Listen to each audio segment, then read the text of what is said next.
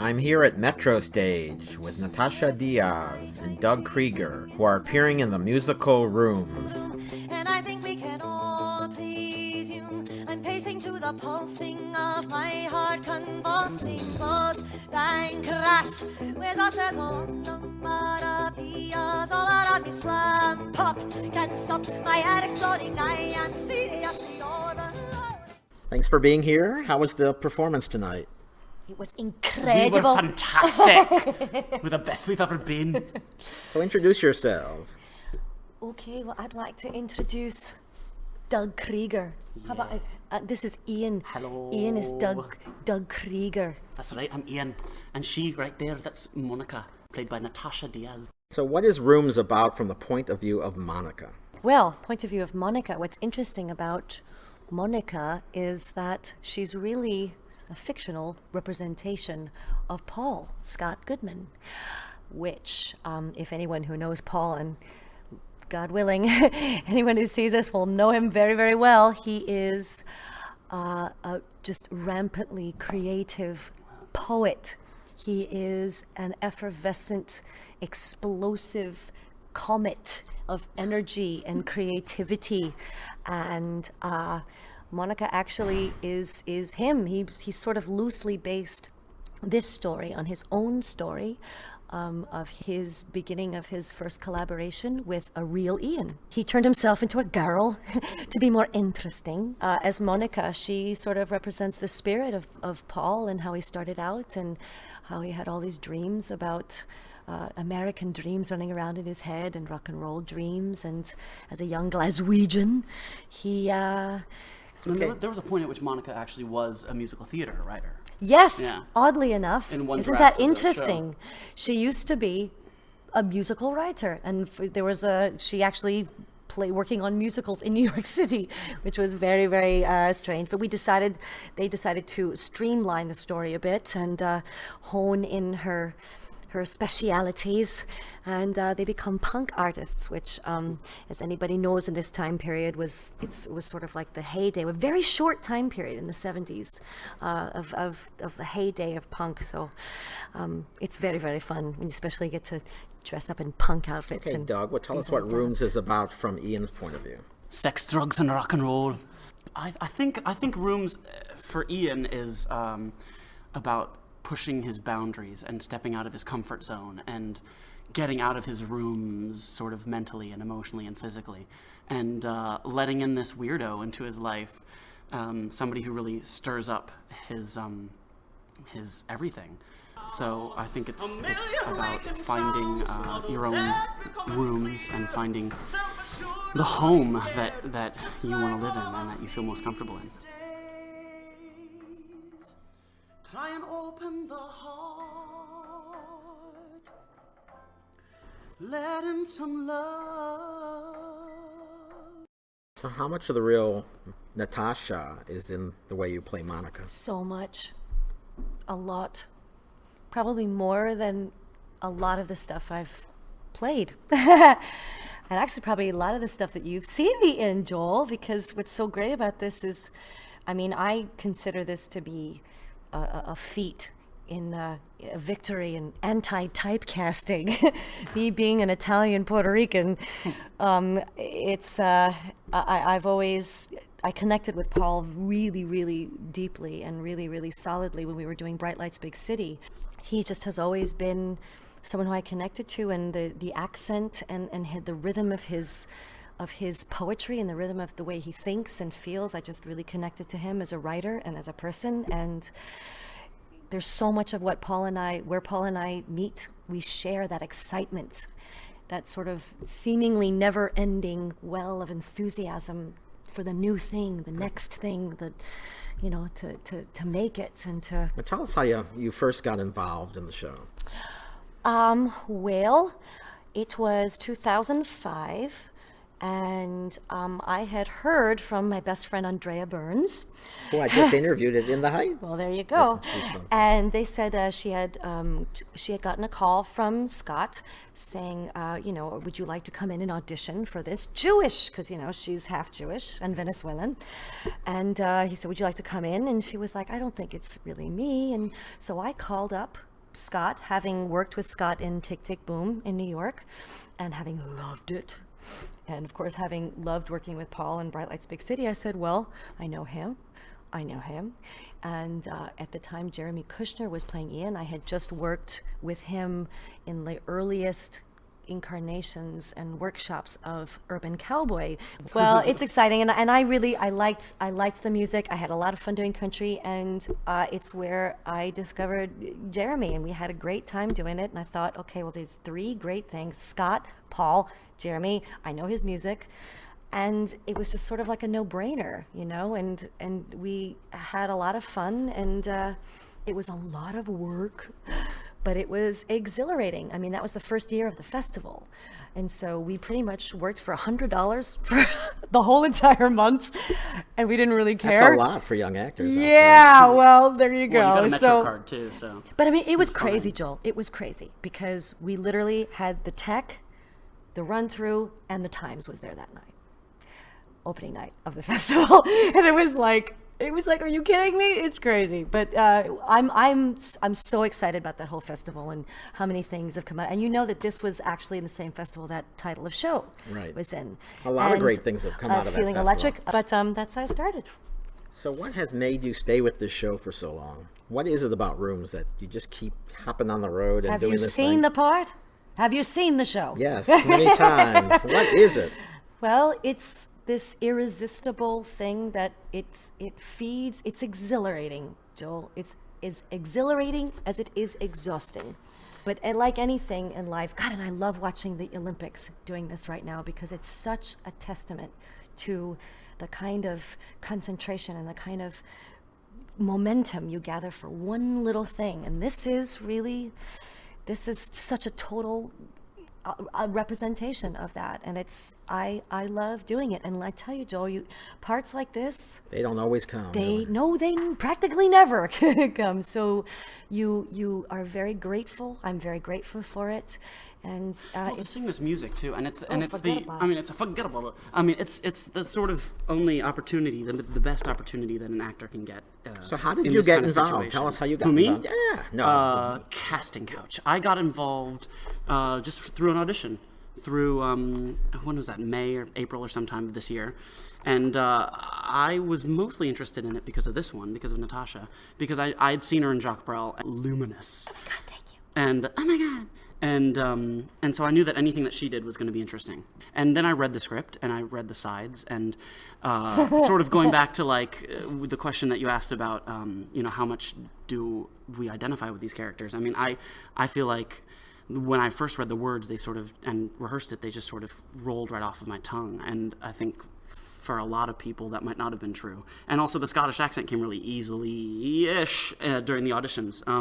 But I connected to it somehow, and I don't know exactly where it came from, but I think that, for Ian, there's a lot of stuff going on for him. I mean, he's agoraphobic and alcoholic and everything. So to be able to tap into all that and figure out what Rooms meant for me, for Doug, and apply it to Ian was really interesting and tough and an amazing journey. Well, how they affect each other is what is so beautiful, because when you take two such different characters and it's like, you add water and see what happens, and it's so beautiful how two people that are so opposite, seemingly opposite, meet in such a true and real place and affect each other so deeply. Opposites do attract sometimes. Yes, they do. Hello. So let's talk about what happened after I left New York and that rehearsal. Yeah, there wasn't much time to think. The rehearsal process was so quick, which I think was great on the one hand, because you couldn't really screw yourself up. You just went and made big choices and went for it. I have to tell you, Doug has just sort of come in and literally, it's like he came down from heaven and really was so bold. And, he was like, okay, you want me to play the guitar? I'll play the guitar. You want me to take Scottish accent? Scottish accent. Okay, you want me to stick my tongue down Natascia's throat? I'll do that too. And he was just, that was the hardest. Yeah. He was so willing to do anything and to embrace this sort of frenetic. I mean, he was the one person that we did not have.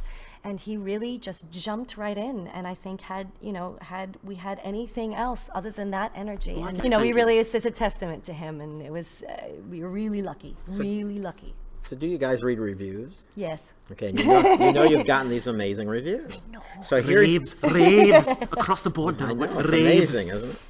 So here you are. I'm going to put you in this weird thing. So you're in the room of potential New York producers. Okay, and you need to tell them now that these reviews are out, why they should bring Rooms back to New York for another run. Go ahead, the mic is yours. Cheap. There's only 2 people. It's cheap. No. Yeah, well, that's the first thing you would say. How could you not? It's cheap. It's cheap, and I think it sort of hits a groove and it hits a nerve in an entertainment in such an innocent, in such a pure way. I think that people are starving for that kind of an experience. There's something true. And honest. it's only an hour and a half. It's got a lovely format. Scott is the most brilliant director I have ever worked with. The way he moves us through space, the way he doesn't insult his audience about how he presents the staging, about how he has formed the script. And his instincts are so good, which was my favorite thing, is he would give you the slightest little adjustment, and it would just make everything make sense. But this is the man who did Tick, Tick, Boom. Well, exactly, and he just has the right vocabulary for, I think, what young people and I think that's another thing. This appeals to a lot of different ages. I mean, you have people who are sort of reminiscing about the 70s and that fun time, and there's that kitschy aspect, which is like, when do we ever talk about the 70s? We've not really heard that in a new way. And I think Paul's music. Paul, you gotta listen to Paul's music. Score. Let's talk about this score. Yeah. Go ahead, Doug. Tell people out there what the score is like. It's crazy unique, and one of the things I love most about it is that the styles of music I think reflect our journey so beautifully. Wherein we start in the beginning, I mean, sort of, the music, the first song that I play is a little intense, a little Beatlesy, even a little dark, and then we get to London and we go into the punk, we get to the new wave, and it's all sort of there, it's all sort of bubbling under the surface, and then we get to New York and there's sort of this Motown influence happening with it, and so I think it serves the story so beautifully, and it almost towards the end there's very little dialogue. I mean, it becomes a rock opera, so and besides the fact that it's just rocking, I mean, it's fun to sing. Here's your chance now to convince these producers here, Doug. My chance? Yeah, go. Oh, okay. Go. Dear producers, bring us to New York.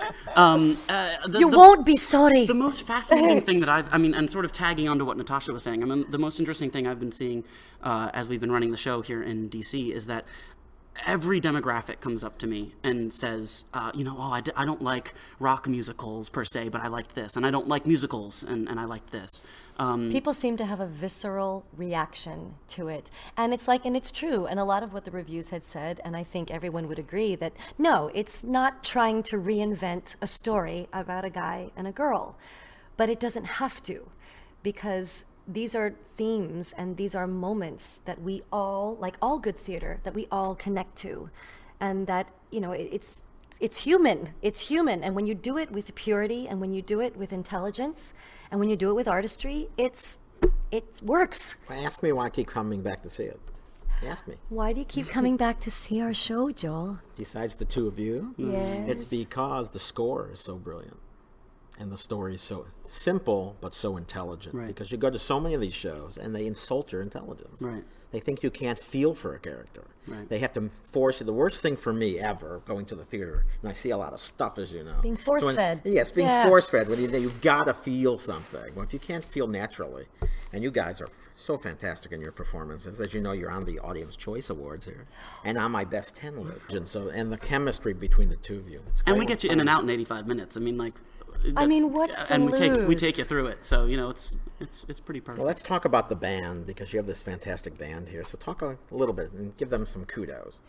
Well, the band here has been amazing. It's such an interesting configuration to have them right there with us. They're sort of such a presence, and Jenny Cartney has been just. I've worked with her in Spider-Woman. Music director. Yeah, she's just brilliant. She stepped right in as a newcomer to this show and this material in in rehearsals, and she literally just practically just started playing the piano, and it was, she's amazing. She contributed to the process. And what's so funny is that normally, of course, as you know, the conductor usually can watch the actors. I don't know if you noticed, but Jenny is actually behind the pillar. So we are feeling each other, and she is breathing with. It's just incredible. And these people have really embraced all of Paul's music and all of the different grooves, and we are literally flying. Let me ask you what your favorite song is in the show, Doug. Bring the Future Faster. It's a song that Natascia sings at the beginning of the show, and I just can't. I can't help but tap my feet every time I hear it, and it moves me every time I hear it. And I'm backstage doing a change, and I just jam back. You don't even see me, but I'm back there jamming with Danielle, one of our stagehands. It's pretty fun.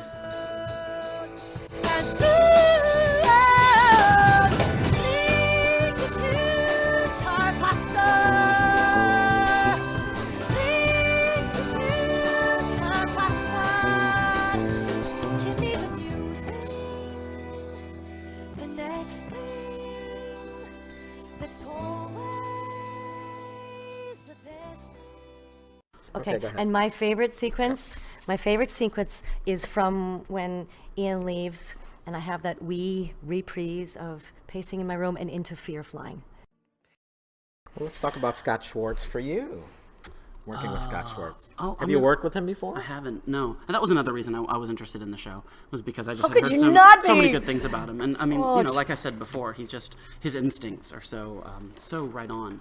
And that he'll just sort of give you one little tweak, and it just makes the whole scene make sense. And the way he leads you to it, it's like he's he lays the stones, yeah, he's and you just respectful, walk. he's intelligent, and young and vibrant. Fun to be in a room with. He's got great genes, this guy. I'll tell you. He He's had a lot of good does. experience. He's a genius in his own right. Yes, really he is. It's amazing. Yeah. It's a door. The set is a door, and we're able to create all these environments with it. Are there any changes that you would like to see with the show before taking it to Rochester? Uh-oh. Any suggestions? Scott, you're listening? Well, here's the thing about changes. Yeah. What's so great about this is that it teaches you as much about what it needs as you go along. And this has been, the most collaborative venture I have ever known. I've never had so much to say about any show really? I'm in. You? Yeah, because this is new, and you are discovering it as you play it. So it tells you what you need. And it's funny, I was always so insecure, and I was wishing that the director would tell me what to do, and I just tell me what to do, and I'll fill it, and I'll feel it.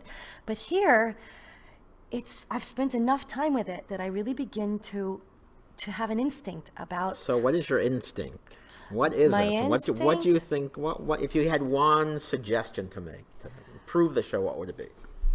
God, Joel, it's hard to, honestly, it's really hard to say. It's hard to say because it's so perfect now.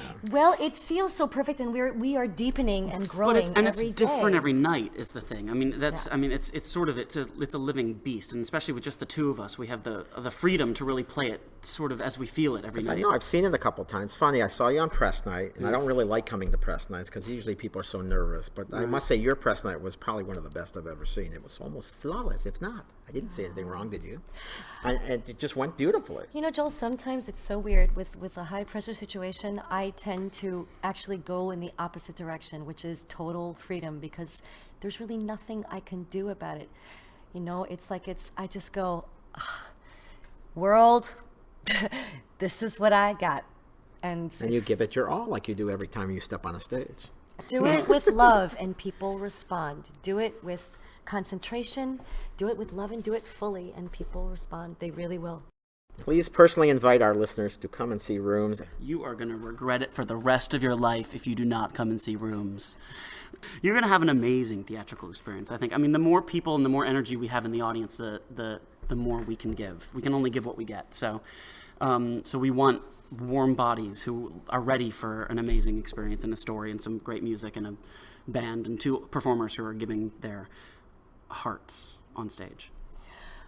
What you will see feel, and hear is a veritable cornucopia Oh no. of oral listening delights and visual delights, and you will Afternoon be delights. unexpectedly and surprisingly moved by the charm of these two young people, by the innocence and the rockiness of the music, and you will be reminded of how great it is to be human and why you come and sit in a dark theater to feel something. Love you for all, la la la la la la la la la la la la la. Love you for